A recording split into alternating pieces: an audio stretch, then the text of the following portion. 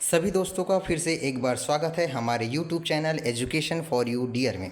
दोस्तों, इससे पहले हमने जो CGTET के जो मॉडल आंसर के बारे में वीडियो डाला था कि हम बहुत सारे इसका आंसर डालेंगे अलग अलग विषय का, तो इस वीडियो में हम बात करेंगे CGTET परीक्षा दिनांक 23 जून 2024 का मॉडल आंसर, विषय हिंदी। 30 में 30 प्रश्न का हम सटीक आंसर पेपर नंबर 1 शिफ्ट 1 का कक्षा 1 से 5 तक का हम बताने जा रहे हैं। तो फटाफट अपना आंसर शीट उठाइए और क्वेश्चन को मिलाइए कि कितने आपके सही हैं और कितने गलत हैं। हमने कोशिश किया है कि ये त्रुटि रहित रहे। हो सकता है इसमें से कुछ क्वेश्चन व्यापम कुछ दूसरा ले ले, हमारे द्वारा कुछ दूसरा बताए, इसके लिए हम क्षमा चाहते हैं, लेकिन हमने कोशिश किया है कि ये पूरा पूरा सटीक आंसर दे। तो चलिए चलते हैं सीधे आंसर की ओर। फटाफट अपना पेन कॉपी उठाइए, क्वेश्चन पेपर उठाइए और मिलाते चलिए।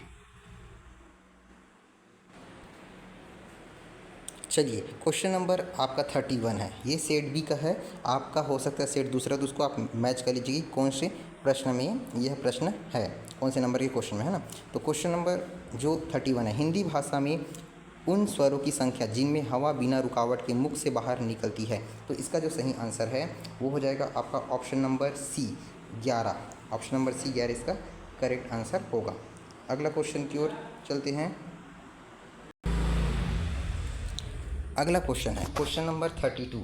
अनुनासिक चिन्ह की उपयोगिता के आधार पर संभावित शब्दों में से सही शब्द का चयन करें। तो इसका जो करेक्ट आंसर है वो हो जाएगा ऑप्शन नंबर डी पंखुड़ी। ठीक है, अगला क्वेश्चन की ओर चलते हैं। Question number 33। अति धन अधिक अत्यधिक, इसका जो सही आंसर है वो हो जाएगा यण स्वर संधि। यण स्वर संधि इसका करेक्ट आंसर होना चाहिए। आगे क्वेश्चन की ओर चलते हैं। Next question, question number 34। Question number 34 में आ जाते हैं। क्वेश्चन नंबर 34 देखिए, जिसका कोई शत्रु ना हो, इस वाक्यांश के लिए एक शब्द संभावित उत्तरों में से चुनकर लिखे। तो इसका सही आंसर हो जाएगा ऑप्शन नंबर सी आजाद, अजात शत्रु। Next question, question number 35। Question number 35 यहाँ पे दिखा है, नीचे दिए गए संभावित उत्तरों में से सही का मिलान करिए। तो इसका सही आंसर है ऑप्शन, देख लेते हैं इसका पहले, ऑप्शन जो सी है ये इसका सही आंसर होगा। बाकी आप लोग मिलाते रहिए कि आपने कैसे मिलाया है। ठीक है, नेक्स्ट क्वेश्चन को चलते हैं। मैं आपको डायरेक्ट आंसर बता रहा हूँ। Question number 36। क्वेश्चन नंबर 36 यहाँ पे दिया है, घोड़ा शब्द का पर्यायवाची शब्द संभावित उत्तर में से चुनकर लिखिए। तो घोड़ा को बोलते हैं तुरंग। क्या बोलते हैं? तुरंग। ऑप्शन नंबर बी इसका करेक्ट होगा। नेक्स्ट क्वेश्चन की ओर चलते हैं। Question number 37। क्वेश्चन नंबर 37, दिए गए तद्भव शब्द का तत्सम रूप संभावित उत्तरों में से लिखिए। तद्भव शब्द पैर, तो पैर मतलब होता है यहाँ पे पद। ठीक है, आगे क्वेश्चन की ओर चलते हैं।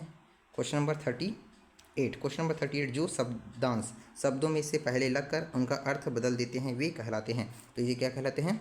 उपसर्ग कहलाते हैं। क्या कहलाते हैं? उपसर्ग। पहले जो लगता है उसको क्या बोलते हैं? उपसर्ग। Next question, question number 39। Question number 39 है, नीलकमल शब्द में कौन सा समास निहित है? संभावित उत्तरों की चुनकर लिखे। तो नीलकमल में कर्मधारय समास होता है।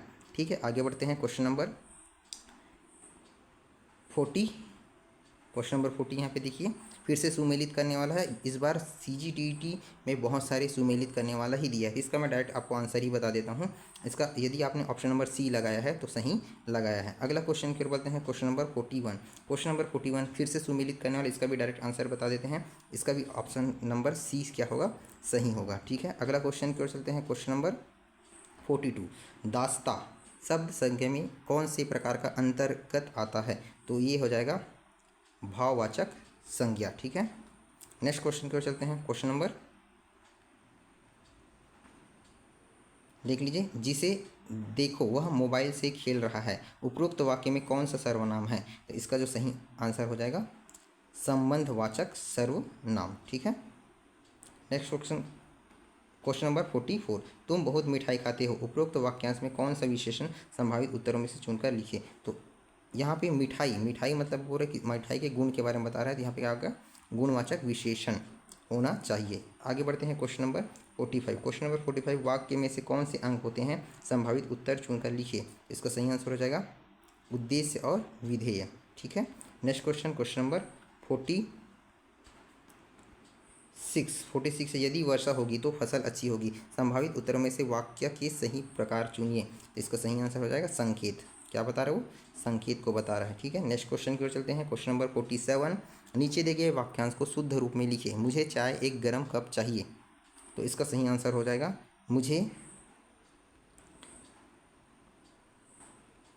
मुझे एक कप गरम चाय चाहिए।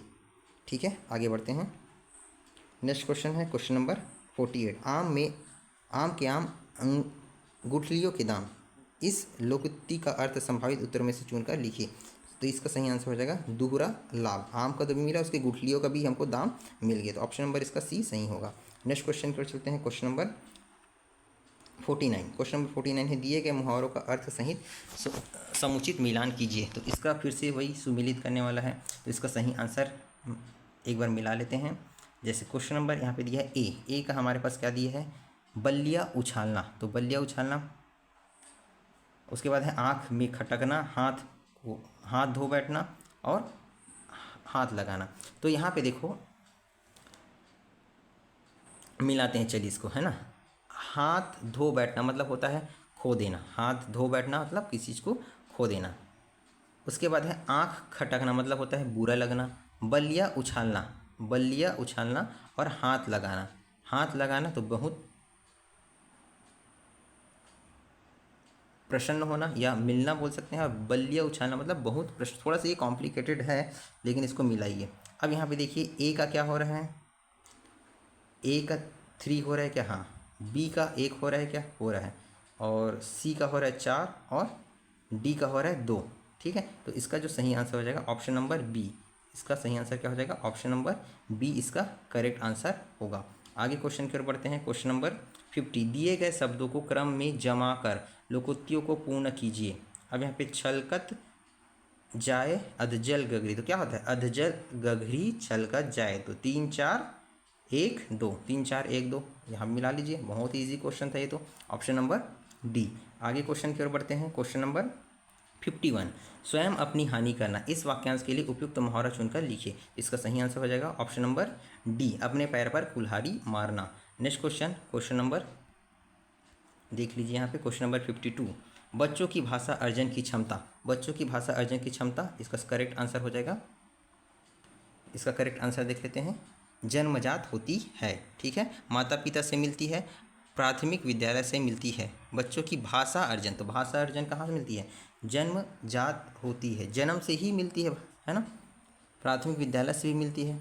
तो यहाँ पे थोड़ा सा ये कॉम्प्लिकेटेड है। ऑप्शन नंबर डी भी हो सकता है, ऑप्शन नंबर ए भी हो सकता है। तो वैसे तो इसका सभी आंसर होना चाहिए उपयुक्त सभी। ठीक है, बच्चों की भाषा अर्जन की क्षमता जन्म से होगी, माता पिता से होगी और प्राथमिक विद्यालय से होगी। ठीक है, आगे बढ़ते हैं। नेक्स्ट क्वेश्चन, थोड़ा सा इसको आप एक बार मैच कर लीजिएगा व्यापम के आंसर से। नेक्स्ट क्वेश्चन है क्वेश्चन नंबर 53 है, बच्चे अपनी भाषा के तर्क करने का अवधारणा बनाने की सक्षम हो जाते हैं। तब होता है तर्क करने में 10 वर्ष की आयु में वो तर्क करना चालू कर देता है। आगे बढ़ते हैं अगला क्वेश्चन की ओर। क्वेश्चन नंबर 54, प्राथमिक स्तर पर हिंदी भाषा की कक्षा हेतु अधिक महत्वपूर्ण है। तो यहाँ पे सही आंसर हो जाएगा ऑप्शन नंबर ए, शिक्षक की भाषा ज्ञान। ठीक है, आगे बढ़ते हैं नेक्स्ट क्वेश्चन की ओर।